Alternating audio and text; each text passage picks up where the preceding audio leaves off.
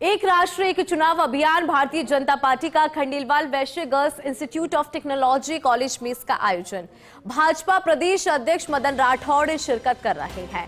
भाजपा राष्ट्रीय महामंत्री सुनील बंसल भी इसमें मौजूद। ये महत्वपूर्ण जानकारी इस वक्त की। भाजपा प्रदेश अध्यक्ष मदन राठौड़ शिरकत कर रहे हैं। भाजपा राष्ट्रीय महामंत्री सुनील बंसल की भी मौजूदगी। एक राष्ट्र एक चुनाव अभियान, तो महत्वपूर्ण जानकारी है इस अभियान से जुड़ी। भाजपा प्रदेशाध्यक्ष मदन राठौड़ इस अभियान में, इस कार्यक्रम में शिरकत कर रहे हैं। एक राष्ट्र एक चुनाव ये अभियान। बीजेपी का खंडेलवाल वैश्य girls institute of technology college में इसका आयोजन। उसी से जुड़ी कुछ ही तस्वीरें जो आप देख सकते हैं। तमाम चेहरे इन तस्वीरों में आपको नजर आ रहे होंगे।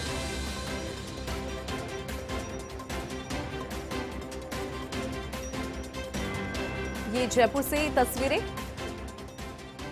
भाजपा राष्ट्रीय महामंत्री सुनील बंसल भी यहां पर मौजूद है। एक राष्ट्र एक चुनाव अभियान, तमाम चेहरे इन तस्वीरों में नजर आ रहे हैं। Students for one nation one election, एक राष्ट्र एक चुनाव अभियान, भारतीय जनता पार्टी का यह अभियान और उस अभियान से जुड़ी ये लाइव तस्वीरें हैं जयपुर से। भाजपा राष्ट्रीय महामंत्री सुनील बंसल भी यहां पर मौजूद है।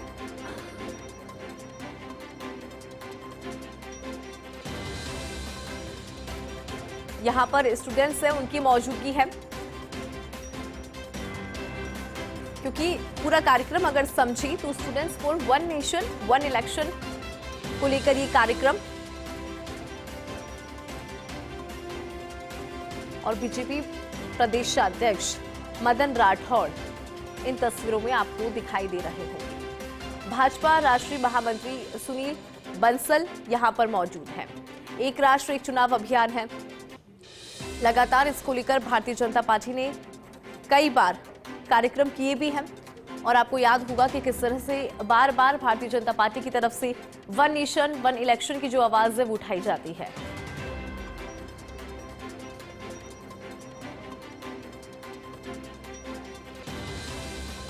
तो कार्यक्रम से जुड़ी ये तस्वीरें, लाइव तस्वीरें जो हम आपको दिखा रहे हैं।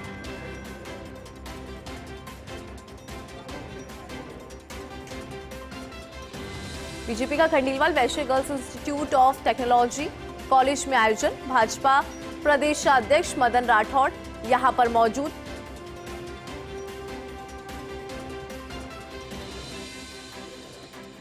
One election one nation one election, students for one nation one election का कार्यक्रम, सीधी तस्वीरें दिखाएंगे क्योंकि भाजपा राष्ट्रीय महामंत्री सुनील बंसल का वहां से संबोधन आ रहा है, वो जरा सुनिए।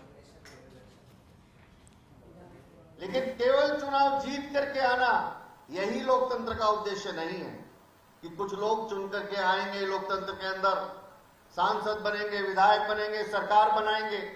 तो लोकतंत्र में चुनाव से केवल चुनना नहीं है, उसके आगे की भी एक प्रक्रिया है कि जो चुन करके आए हैं वो इस राज्य में रहने वाले, इस देश में रहने वाले लोगों को गुड गवर्नेंस दें, सुशासन दें। जनता जिस आधार पर 5 साल में उनको चुन करके भेज रही है, वो जनता के लिए उस प्रकार की वेलफेयर स्कीम्स को ग्राउंड लेवल तक पहुंचाने का काम करें। वो प्रदेश की विकास की, प्रगति की स्पीड को तेज करें, इंफ्रास्ट्रक्चर को बढ़ाने का काम करें। यानी मुख्य मुद्दा चुनाव जीत कर आना नहीं है, चुनाव जीतने के बाद हम 5 साल में जनता के लिए क्या कर पा रहे हैं। लेकिन सबसे बड़ी अगर समस्या है कि जनता के लिए जो करना चाहिए, चाहे गुड गवर्नेंस देने की बात हो, चाहे जन कल्याणकारी योजनाओं को नीचे तक पहुंचाने की बात हो, या नए नए स्कीम्स को बनाने की, पॉलिसी बनाने की बात हो, बार बार इन चुनावों के कारण से सबका ध्यान केवल मात्र पॉलिटिकल पार्टियों का, नेताओं का चुनाव लड़ना और चुनाव जीतने पर ही केंद्रित रहता है। चुनाव जीतने के बाद क्या करना है वो सोचने का समय इन पॉलिटिकल पार्टियों और नेताओं को मिलता ही नहीं। कैसे करेंगे जब 300 दिन तक आचार संहिता लगी है? एक चुनाव समाप्त होता है कि दूसरा चुनाव आता है। सरकार, नेता, मुख्यमंत्री, प्रधानमंत्री सभी लोग एक चुनाव समाप्त करके अगले चुनाव की तैयारी में लग जाते हैं। पूरे 5 साल अगर चुनाव चल रहे हैं तो मानकर चलिए देश के प्रधानमंत्री, देश के केंद्रीय मंत्री, देश के सभी पार्टी के लोग पूरा का पूरा उन राज्यों में चुनाव कैसे जीतना है उसकी तैयारी और चुनाव लड़ने में ही व्यस्त रहते हैं। इसलिए हमारे सामने सबसे बड़ा चैलेंज ये है कि जो जीत करके आए लोग हैं उनको जो जनता के लिए करना चाहिए वो नहीं कर पा रहे हैं, क्योंकि इस देश में बार बार चुनाव होने के कारण से आज ये समस्या आई है।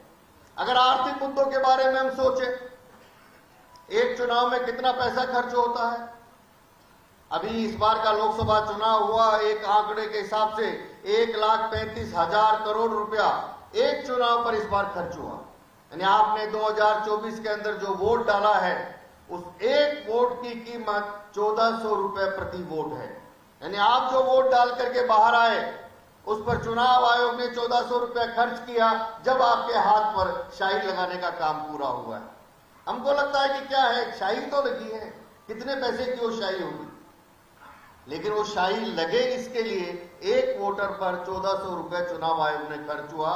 1,35,000 करोड़ रुपया पूरे चुनाव की व्यवस्था में, चुनाव की तैयारियां करना है, चुनाव का प्रशिक्षण देना है, चुनाव की सामग्री तैयार करना है, सारी फोर्स को डिप्लॉय करना है, चुनाव कराने वाले लोगों को भेजना है, चुनाव कराने के बाद सारी व्यवस्थाएं से लेकर काउंटिंग करने तक का, और ये केवल एक चुनाव का खर्चा है।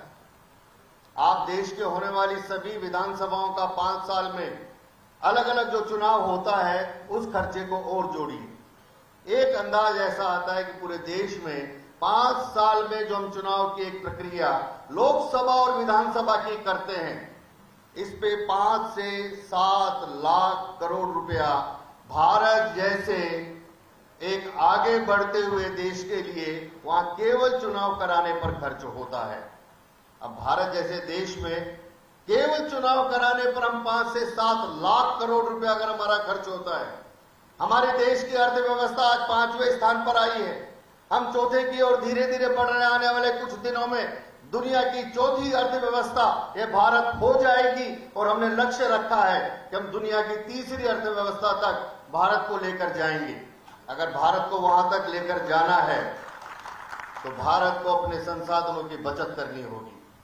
भारत में होने वाले ऐसे अनावश्यक खर्चों पर रोक लगाकर अपने देश के इंफ्रास्ट्रक्चर को हम कैसे बढ़ा सकते हैं, अपने देश में होने वाले इन सभी प्रकार के अनावश्यक खर्चों को रोककर उन सभी से देश के विकास के बारे में सोचना पड़ेगा।